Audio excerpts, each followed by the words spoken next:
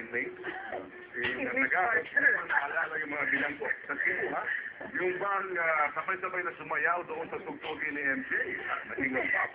Isipin mo, Ted, ang sumikat po yan sa buong mundo matapos pumatok sa YouTube yung kanilang dance number, yung kanilang video. Pagtangin mo naman, muling humataw po ang mga inmates ng Cebu Provincial Detention and Rehabilitation Center. Pero sa pagkakataong ito, Karen, nagbigay pungkay sila sa payapang King of Pop na si Michael Jackson.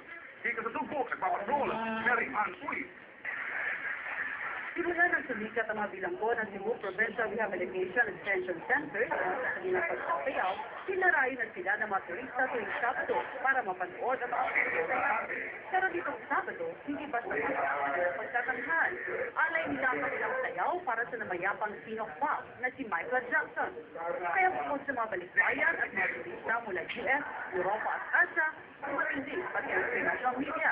Meron pang live na nag-report mula sa bilangguan. Unang sinayaw ng bilanggo ang Australian na nagsikat sa bahay nung 13 lang pa lang siya.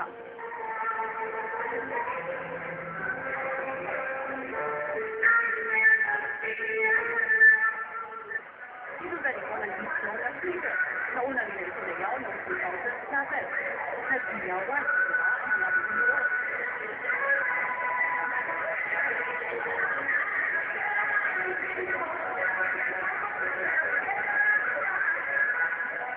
Victim naman ang gagawa ni Michael Jackson. Nagdalikuan rin ang mga preso na nakaiwag sila ang mga balita sa ibang bansa para ipanawagan ang pagsilim ng sugat sa dulot ng gera, gutom at kahirapan.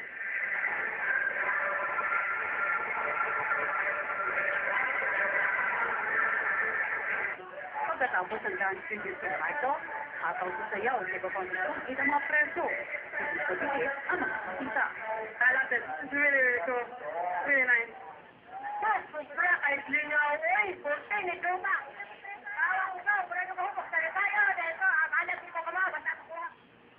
Malaki ang papel ng pagsasayaw para maging disiplinado ang mga preso sa Cebu. Riyak ng kagal sa luto o pagtatanghal. At sa loob lang ng 2 araw, umabot sa 1.2 million ito. Mary Ann Uy, patron ng Pilipino, Cebu.